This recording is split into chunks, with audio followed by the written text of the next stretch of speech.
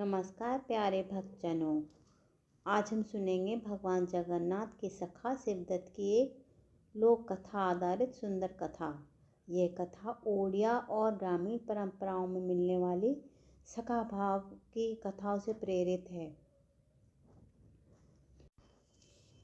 पुराने समय में पुरी धाम के पास एक छोटा सा गांव था। वहीं शिवदत्त नाम का एक सादा हृदय गरीब लेकिन बहुत भक्तिभाव वाला किसान रहता था। शिवदत्त रोज खेतों में काम करता और शाम को जगन्नाथ मंदिर के बाहर बैठकर भगवान का स्मरण भजन करता। शिवदत्त की भक्ति में सबसे अधिक विशेष बात यह थी कि वह भगवान जगन्नाथ को सखा यानी मित्र कहकर बुलाता था। वह कहता था, हे सखा जगन्नाथ, तू देवता नहीं, तू मेरा दोस्त है। आज खेत में बहुत मेहनत हुई, मेरे साथ बैठकर थोड़ा विश्राम करो और बातें करते हैं। लोग हंसते थे, लेकिन शिवदत्त का प्रेम सच्चा था। एक दिन शिवदत्त नदी किनारे उदास बैठा हुआ था। घर में खाने को कुछ भी नहीं था। उसने आकाश की ओर देखा और अपने सखा जगन्नाथ को दोस्त कहकर पुकारा।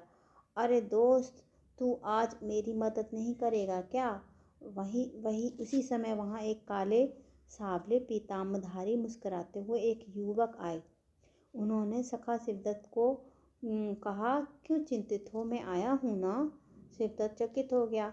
उसने पूछा, तुम कौन? युवक हंसकर बोला, मैं तुम्हारा सखा जगन्नाथ। शिवदत्त की आंखों से आंसू आ गए। वह भगवान को पहचान गया। उस दिन से दोनों की मित्रता शुरू हो गई, एक सच्चे मित्र की तरह। एक दिन शिवदत्त की फसल कटने वाली थी और अचानक भारी वर्षा होने लगी। मजदूर नहीं आए थे उस समय। शिवदत्त बोला, सखा, आज अगर अनाज नहीं बचा तो साल भर हमको भूखा रहना पड़ेगा। तभी भगवान जगन्नाथ स्वयं प्रकट हुए और साधारण किसान की तरह दराती उठाकर कहने लगे, चलो सखा, हम दोनों खेत काटेंगे। दोनों ने मिलकर खेत काटा। अगले दिन गांव वाले देखकर हैरान रह गए कि अकेले शिवदत्त ने इतनी फसल कैसे काट डाली। शिवदत्त बस मुस्कुराया। दोस्त की मदद थी।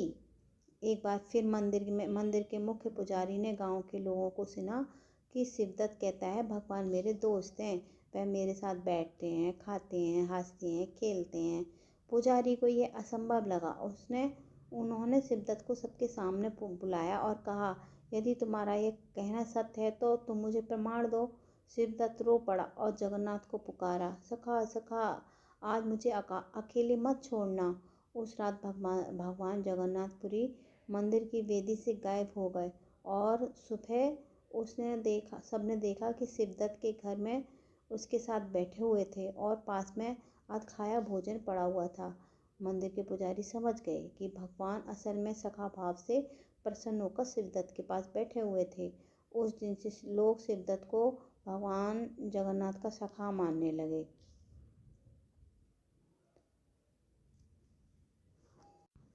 जब समस्त पुरी धाम ने यह चमत्कार देखा कि भगवान जगन्नाथ स्वयं शिवदत्त के घर जाकर उसके साथ भोजन करने आए हैं, तब सबके हृदय में एक ही भाव उमड़ आया, भगवान प्रेम के बस में हैं।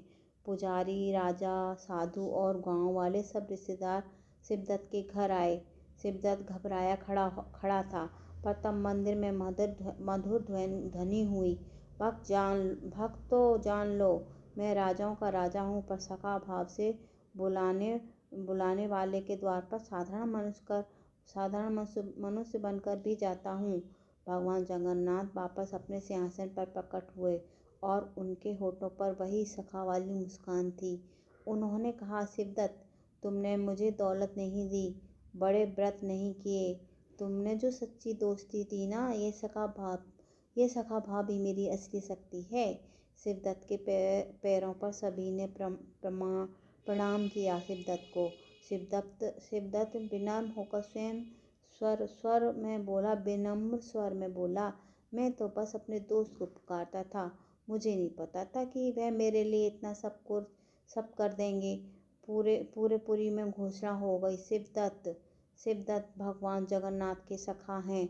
उस दिन से सिखाया जाने लगा कि भगवान आसन पर नहीं, हृदय के प्रेम पर चलते हैं। उन्होंने सोना चांदी नहीं, सच्चे अपनेपन की आवश्यकता है उनको। जगन्नाथ सखा हैं जो रोने पर कंधा देते हैं और पुकारने पर दौड़े चले आते हैं।